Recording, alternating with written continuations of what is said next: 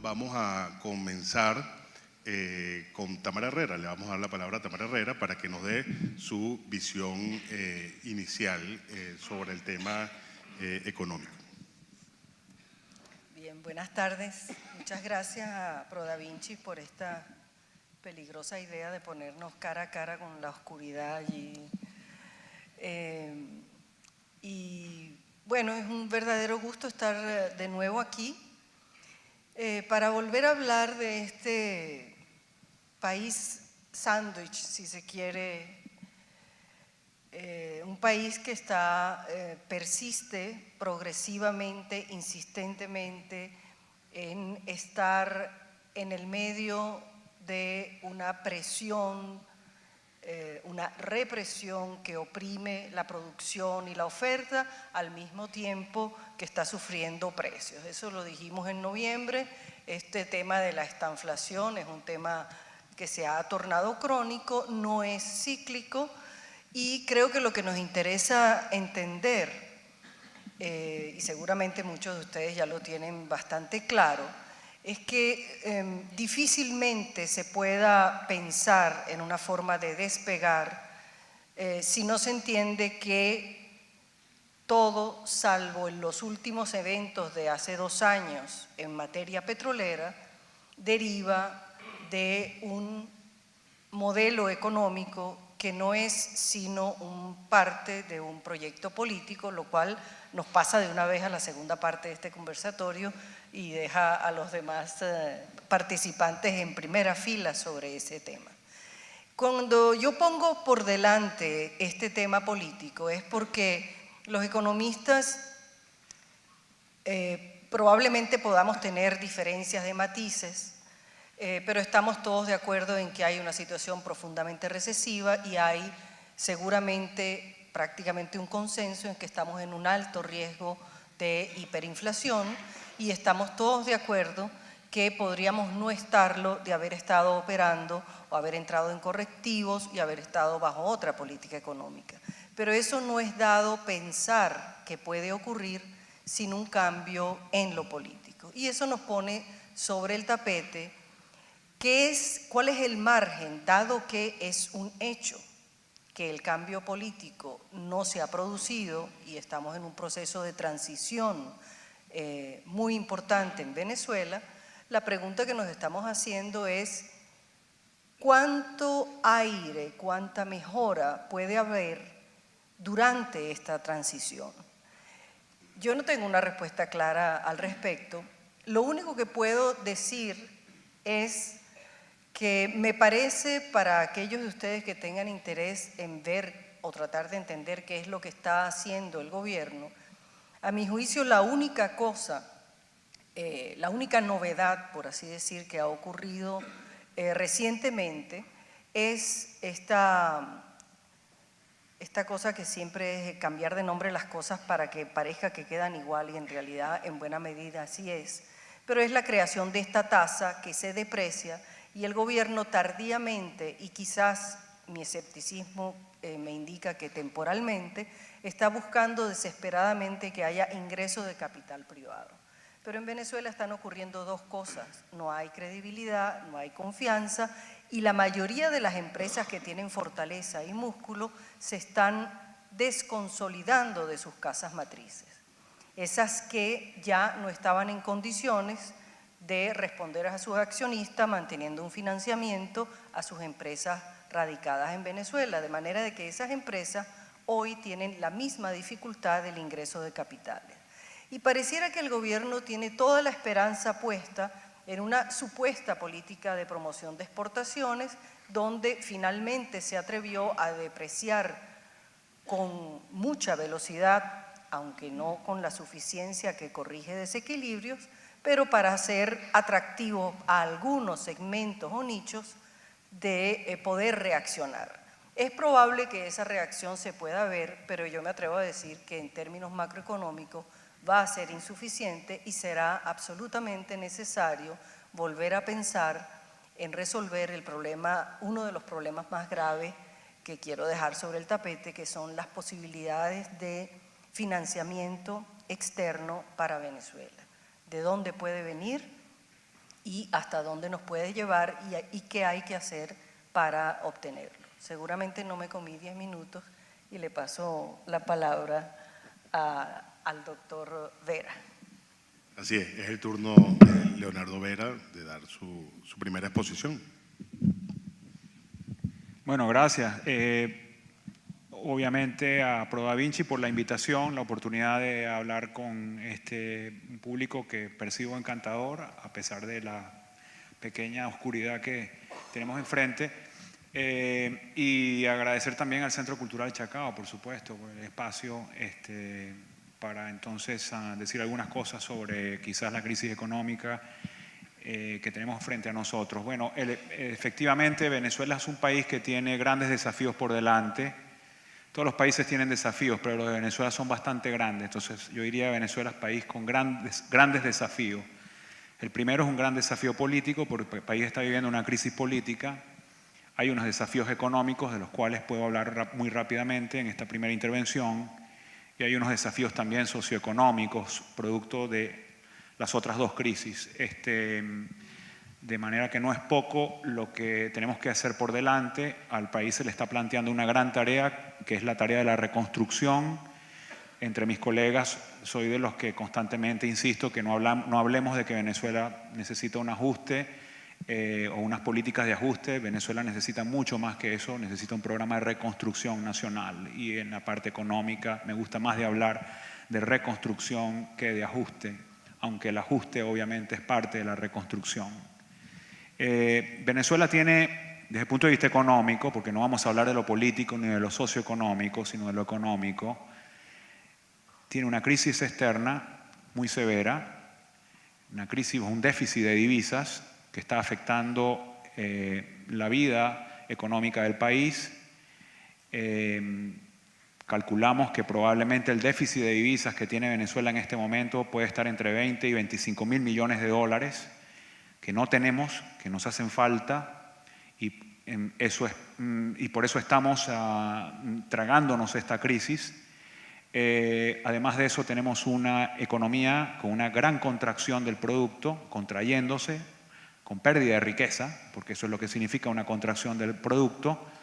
El FMI estima que la contracción de este año puede ser de 8%, la CEPAL estima que es 6.9%, yo he visto unas de Latin Focus para el mes de marzo y hablan de 7.2%, es decir que hay bastante coincidencia que el Producto Interno Bruto en Venezuela va a tener una caída muy severa, más severa que la del año pasado, en este 2016. La inflación en Venezuela es de 3 dígitos, es el único país con inflación de 3 dígitos. Por cierto, la caída del producto es la más grande en el planeta. Yo estuve revisando las cifras del FMI en su panorama económico global y Venezuela aparece con la caída más grande del Producto Interno Bruto, seguido después por Guinea Ecuatorial y Sudán. Es decir, Venezuela está por debajo de Guinea Ecuatorial y Sudán en caída del producto. Inflación de 3 dígitos, el único país del planeta con inflación de 3 dígitos, aunque este fue un fenómeno común en América Latina hace 20 años atrás. Por lo tanto, tenemos experiencia en América Latina para lidiar con este tipo de problemas y Venezuela debería aprender de esas experiencias. Y, por si fuera poco, una crisis de escasez de bienes de finales, de bienes de consumo, que está afectando el bienestar de la población. No solamente al sector productivo, sino al bienestar de la población. Por supuesto, un país en estas condiciones es un país que se empobrece y no es casual de que en Venezuela las estimaciones de pobreza hayan cambiado muy rápidamente en los últimos 2 años y medio. En el año 2013 la pobreza en Venezuela estaba alrededor del 30% y las estimaciones que he visto, por ejemplo las que señala ENCOBI o algunos otros estudios recientes, con muchas dificultades obviamente para hacer estos estudios porque hay poco acceso a la información, es que la pobreza puede estar entre 60 y 70%. Eso es un país que en 2 años y medio sus niveles de pobreza han pasado de 30 a 60%, es realmente una catástrofe. Una catástrofe socioeconómica, una catástrofe social. Por lo tanto, no me cabe la menor duda que el escenario para Venezuela, y de eso creo que lo hablaremos entonces en las siguientes intervenciones, es un escenario de cambio. Obligado o voluntario. Quizás la única diferencia es que el cambio puede llegar rápido o que el cambio va a llegar quizás más lento. Mientras más lento llegue el cambio, más deteriorado va a llegar, por supuesto, el país al cambio. Pero es inevitable el cambio. Es decir, estas cifras que yo he mencionado, no las he mencionado por casualidad, son cifras de un país que está pidiendo a gritos, cuyas condiciones no es un país que está estancado, es un país que está cayendo y está pidiendo a gritos cambios significativos. Entonces quizás sobre esta parte de los escenarios podemos hablar un poquito después y entonces así le damos tiempo para que el resto de mis compañeros puedan también decir algunas cosas introductorias. Perfecto, Leonardo. Vamos con Igor Hernández. Buenas tardes a todos. De nuevo agradecer a ProDaVinci por la invitación y un gusto compartir con ustedes en esta oportunidad.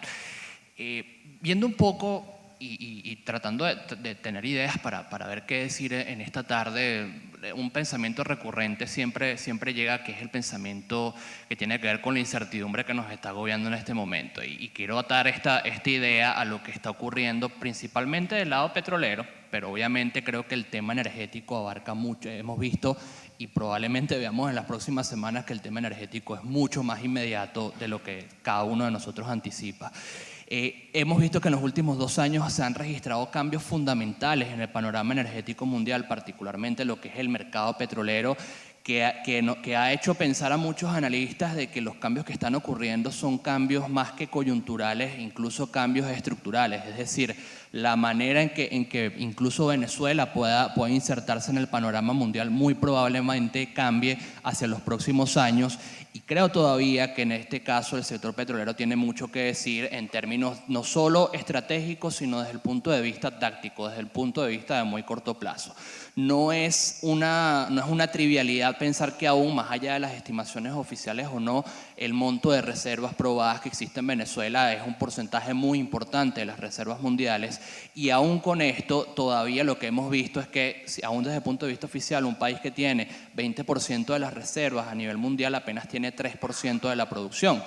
Y nos dice que probablemente los riesgos no están debajo del suelo, sino probablemente arriba del suelo. ¿Qué es lo que está ocurriendo del lado de la producción? ¿Cuál es el marco institucional que apoya mucho de las labores de producción? Y finalmente, todo este fenómeno que se repite una y otra vez, que es el tema de cuándo salimos o no del problema de rentismo petrolero. Esto ha sido un problema que ya hoy o este mes de abril, ya son 80 años desde la frase de Uslar Pietri de sembrar el petróleo, y aún hoy estamos debatiendo, estamos en un país que depende en 96% de sus exportaciones del tema petrolero.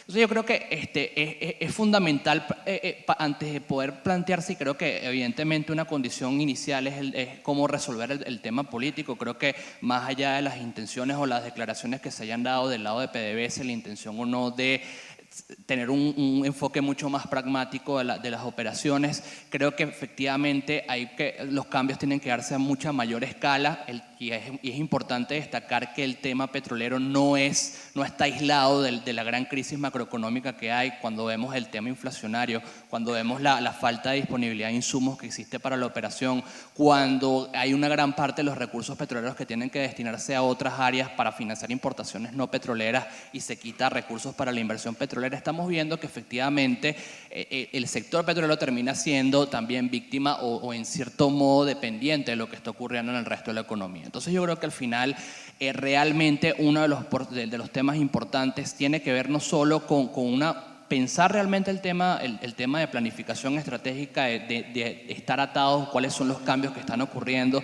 si efectivamente China es el mercado que va a terminar creciendo, qué es lo que va a pasar con nuestra relación con Estados Unidos, dónde estamos haciendo más esfuerzos aquí en Venezuela. Para ponerles un dato, en la principal zona donde se están haciendo esfuerzos, que es en la faja del Orinoco, en los nuevos proyectos, apenas a este punto se ha avanzado casi un 5% de lo que se tenía proyectado hasta esta fecha. Esto nos habla no solo de problemas de disponibilidad de inversiones, sino también problemas mucho más locales de gestión de estas empresas mixtas, del peso que tiene PDVSA en muchas de estas áreas que al final no puede cubrir, de los problemas micro que se pueden dar incluso con el traslado de tuberías porque tienes que lidiar con los consejos comunales o porque sencillamente puede llegar el PICUR y secuestra a los ingenieros que estén en la zona. Hay una cantidad de problemas que al final a nivel de opinión pública no se terminan viendo y que para plantearse una agenda de reconstrucción creo que van a ser muy importantes. Más allá de cuáles van a ser las industrias que efectivamente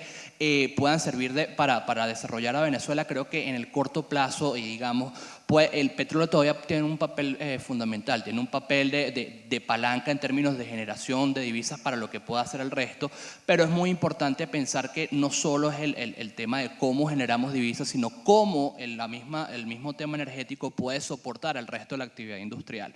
Porque digamos, aunque se den todas las condiciones para que Guayana, por ejemplo, recupere el tema incremente sus niveles de producción, va a necesitar electricidad y va a necesitar gas y va a necesitar una gran cantidad de insumos que en este momento no están presentes y que en este momento y que desde ya tienen que plantearse una cantidad de reformas desde el punto de vista no solo de precios, del componente de subsidios, que estemos hablando de esta discusión sempiterna del tema de cuánto tiene que ser el precio de la gasolina. Son temas muy puntuales, pero pienso yo que tienen que abarcar mucho más de la discusión. Tiene que ser cómo Venezuela aprovecha sus recursos, no solo para generar divisas, sino también cómo podemos fomentar la competitividad a partir de unos insumos energéticos que sean suficientemente baratos para la población.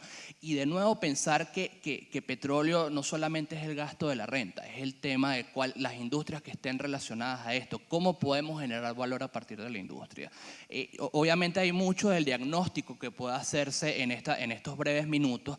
Yo prefiero pensar en cuáles son las oportunidades y cuáles son las vías que tendremos que desarrollar para fomentar el sector y de nuevo, identificar realmente los obstáculos, porque yo creo que hasta este punto, y no sé cuánto tiempo llevo, la incertidumbre creo que todavía nos está gobernando. Es el turno ahora de Asdrúbal Oliveros. Bueno, buenas tardes. Un placer para mí estar acá, agradecido con Ángel, con ProDaVinci, con el Centro Cultural Chacao por esta invitación a reflexionar un poco sobre los temas económicos que afectan a Venezuela, ¿no? De los que han dicho mis compañeros de panel estoy totalmente de acuerdo, entonces voy a tratar de abordar algunos temas, digamos, que no se tocaron allí y que son relevantes, ¿no? A mi modo de ver. El primero tiene que ver efectivamente el tema de la recesión que tiene la economía venezolana y un punto que a mí en estos días me ha, digamos, rondando en la cabeza es el achicamiento que estamos teniendo nosotros como economía. Si usted compara Venezuela en 2013, cuando inicia el gobierno del presidente Maduro, con 2016 al cierre, bueno, la caída acumulada del PIB es casi de más de 20%, ¿no? Para que veamos un poco, porque algunos economistas hablamos de depresión y no solo de recesión. Si usted compara el PIB en dólares de Venezuela en 2013 con 2016, usted puede ver que ese PIB probablemente habrá caído cerca de 47%, es decir, casi la mitad de su tamaño. Entonces, obviamente, hoy tenemos una economía que es mucho más pequeña y en el interín pues han ocurrido parte de los ajustes que aquí han, digamos, explicado de forma brillante mis colegas. ¿Qué otra cosa creo que también hay que tener en cuenta? Y yo lo decía en el conversatorio pasado, el tipo de ajuste que ha escogido el gobierno y que lamentablemente sigue estando presente. Es un ajuste externo donde principalmente lo que se está haciendo es reducir agresivamente las importaciones. Lo puedo decir, creo que es la primera vez que lo hago públicamente.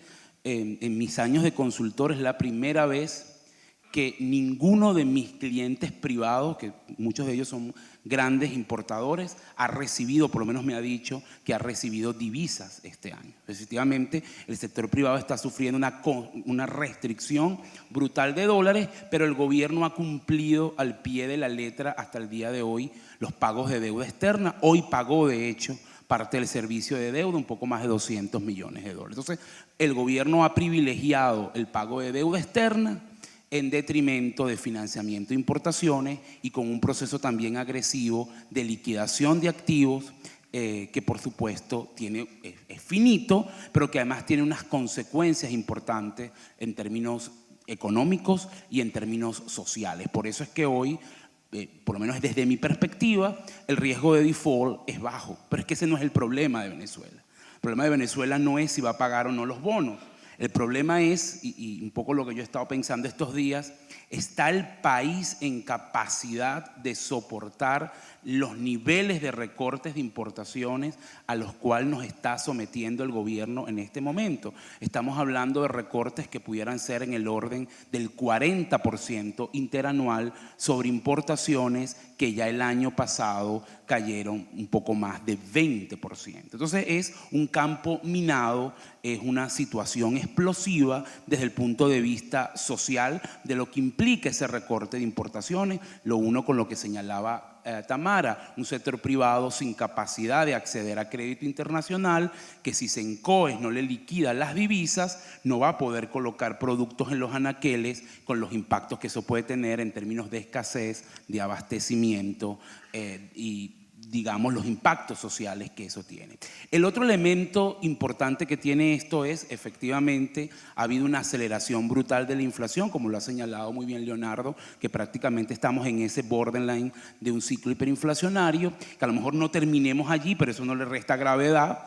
Estamos hablando de una situación de inflación alta y persistente, ya de 3 dígitos, pero que no ha venido acompañada de un proceso de indexación salarial. Entonces, ¿qué es lo que usted tiene? Un proceso agresivo de destrucción de poder adquisitivo, y eso también es una consecuencia social y explica esos números que presentaba Leo de cómo pasamos de 30 a 60 y a 70% de pobreza, o por lo menos está detrás de ese tema. Y eso tiene, entonces genera una situación explosiva en términos de, bueno, si este ajuste que ha escogido el Ejecutivo Nacional es viable, ¿no? Y eso va conectado entonces con la segunda parte de esta conversación en los términos políticos. Y el tercer elemento al que me quiero referir es un poco la respuesta del sector privado. Y el sector privado nacional venezolano es particular. Es un sector privado que tiene algunas fortalezas, a veces eso no se menciona. Por ejemplo, no está endeudado con el exterior, más allá del problema de deuda que tiene el Estado de no liquidarles divisas para importaciones, pero deuda, digamos, financiera en divisas no lo tiene el sector privado local, y eso es un punto importante. Y es un sector privado que tiene grandes cantidades de dólares en el exterior, productos de importantes salidas de capitales que se han acumulado a lo largo de estos años. Eso, por supuesto, representa una fortaleza.